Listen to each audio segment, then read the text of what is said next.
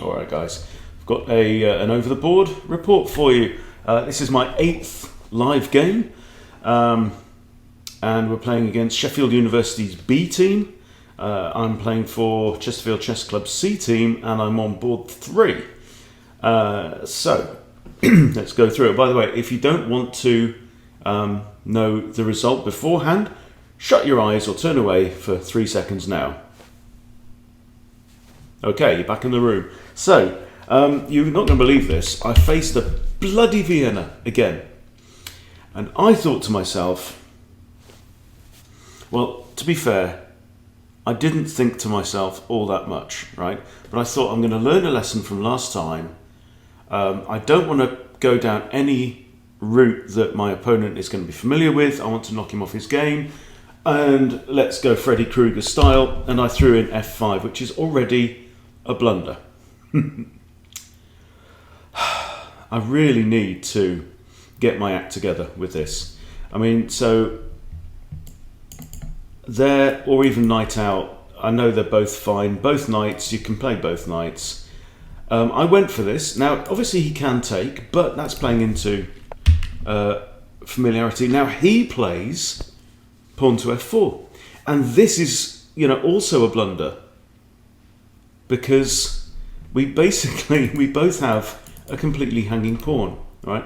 He wasn't sure what to do here. And now for some, it's just bizarre. Anyway, so I should have just taken the pawn. I should have just taken the free pawn. I play my knight out to F6 now, thinking, okay, I'm concerned about the queen coming out. And he could simply have done this. And I think if he'd taken this pawn, I have to go back, right? And I was just really worried that he was taking the pawn, but I think I threw him off a little bit there. Okay, he didn't take the pawn. He brings out his bishop. Okay. And I have to say at this point, I knew I wasn't on top form because I'd been up at like 2 a.m. the night before. Hadn't been terribly well, but we shall see how we go. So this is already inaccurate. He should have taken the pawn, right? Or in fact, no, f takes e5 was the best move, right? So what do we do here? What are we supposed to be doing? Well, we're supposed to be developing, okay? But here I grabbed the free pawn, and it didn't like that terribly well. So slightly worse. White's 0.8 of a pawn, so this is all fairly normal. And now he plays d4, and now apparently black is better. Okay, so I haven't analysed this in any detail. So black is better at this point. I've got 2 attackers on this pawn here, and it's only defended once. So what would you play here? Okay, I grabbed the second pawn, which again drops me half a pawn in material, but I've got 2 attackers on it. He grabs the pawn with his bishop, okay? And notice white again has the development. White has 3 pieces out in the board. Like in the last game, when I faced the Vienna, I allowed my opponent to get all of this development and really control the center, and then I was really struggling for the whole rest of the game. Now, here's a pattern that I know. Pawn here, right? You're attacking the bishop, and it's defended twice, okay? So if he takes, you take back, right? If he takes, you take back. Seems fine, okay? However, that's not where it ends, and I ought to know this. I played d5. This is not good. This is at least a mistake. And he took, and I took back, and I thought, I've won a piece here, right? But no, because now queen h5, check. And now he has 2 attackers on the knight, right? And he's a Vienna player, So he's familiar with these kinds of ideas. And I had a good think. I mean, the only real moves are maybe king e7 or pawn to g6. Now, if I played pawn to g6, you fall for this normal trick. The queen comes to e5 with check, forking the rook. But that is what I went for. Queen comes in with a fork, right? Now I block with my queen. So if he trades queens, then it's not the end of the world. If he grabs the rook, then my knight escaped, so I'm down an exchange there. Okay, he captures the knight first,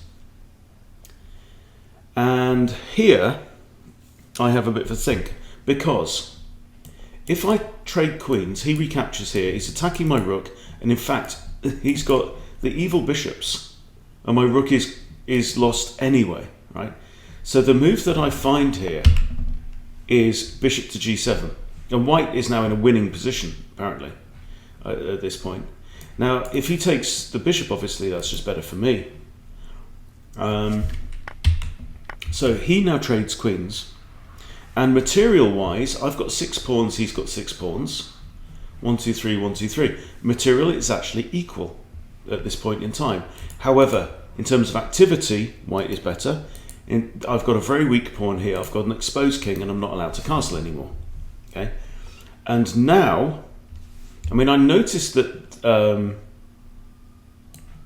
this pawn is hanging, by the way. So he grabs this pawn. The computer says he should have grabbed that one. And here I just have a complete brain fart. It's like, I honestly don't know what's going on. Don't know what's going on. I failed to read the whole board, you know. I grab this pawn first of all, and then when he castles, I'm thinking, oh, he's attacking this pawn, right? And so I decide to, well, retreat my bishop first of all. Then he takes that pawn, and then I bring my bishop out, undefending the b7 pawn, which he takes, and now my rook is going to be gone. Okay? These are not moves that I would normally play. These are not moves that I would play in a 5-minute blitz game. But that's what you get for it being at 8 p.m. And just tired. But anyway, so we're in all kinds of problems. White is almost +8. Okay? They grab the rook, I recapture. Okay. They develop the knight, finally. Right? Now I play rook to c8. I've got ideas, right? My plan is to capture on a2, at least regather one pawn. Okay, so what's the situation?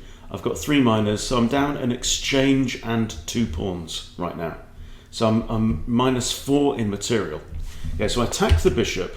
He comes with check, I move to the side, still defending my bishops. He centralizes his rook, and now I grab on a2. Because he's thinking, hello, I've got this trap, right? He wasn't worried about a2, because he thinks he can play his pawn here, right? But what he failed to realize is the pin on this pawn, okay? So he can't do that. He brings his rook out now, and now bishop to c4. And this is one of the interesting things about playing over the board.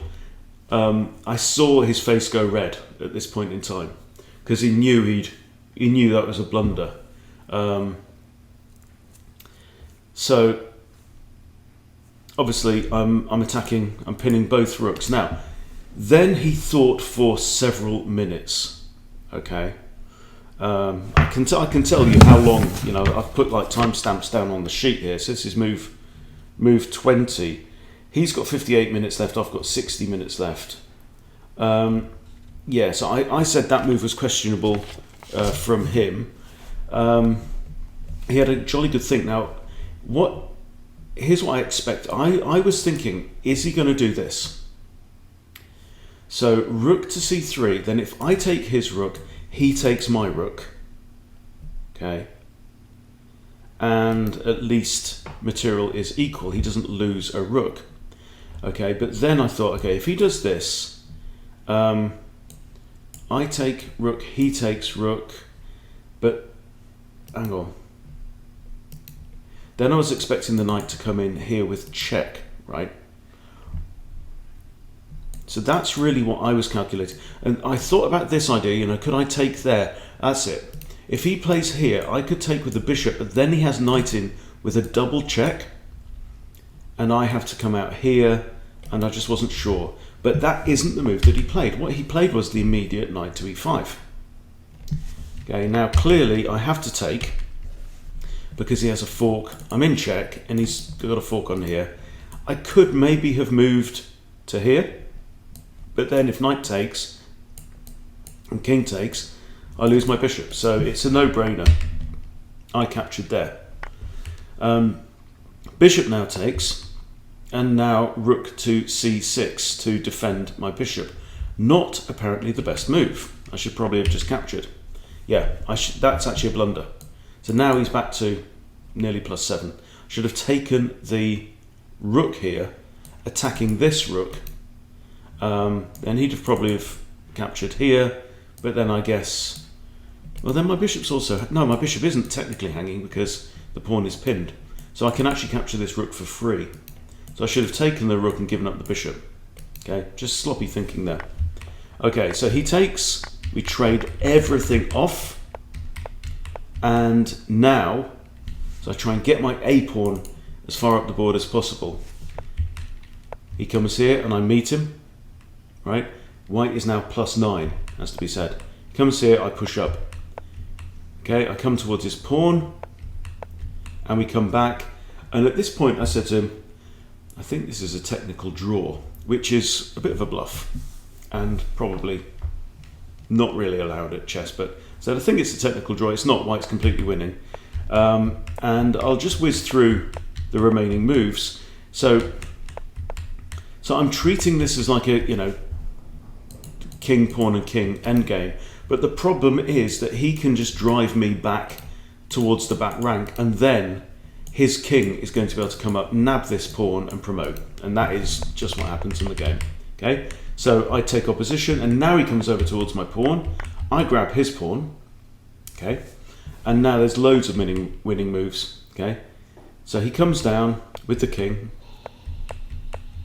and there's nothing now that I can do. I'm hoping for like a stalemate, but the problem is I have a move to burn, which is also losing because pawn takes. Yeah, so, and that's it, and resigns. So yeah, unpleasant start of the game, and I really do need to get my Vienna strategy right. I know I completely buggered up that opening with a blunder on move 2 with this. Just completely I mean, how many Vienna games have I played? I know what my opponents play. In fact, you know, I know that even,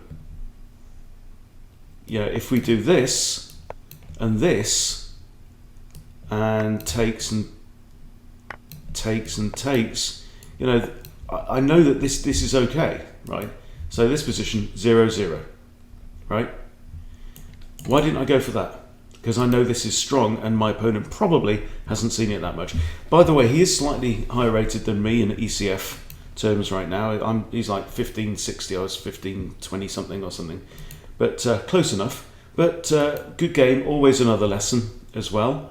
Didn't really want to go through this game again with you guys, but you know, people like to see my failures as well as my successes. So now I'm 4 losses, 3 wins and a draw. So still learning the craft of the over-the-board game. I did have a couple of warm-ups on the Chestnut Air beforehand, sat in the kitchen with my phone there, doing that, which is nice. But actually, yeah, in this position, so I'm just checking across all the ratings, black actually wins 52% against 42% from this position. So it's a good position. I should have gone for something like this. And I'll know better next time. And also, I actually was saying to myself in the car on the way there, don't rush your opening moves, you muppet, you know? And what did I do? I banged out F5 without thinking, really, honestly, without thinking. I just banged it out because I'm a muppet, okay? So, moral of the story, don't be a muppet. There you go. And that's all I've got to say about that. Okay, thanks for watching, everyone. See you soon.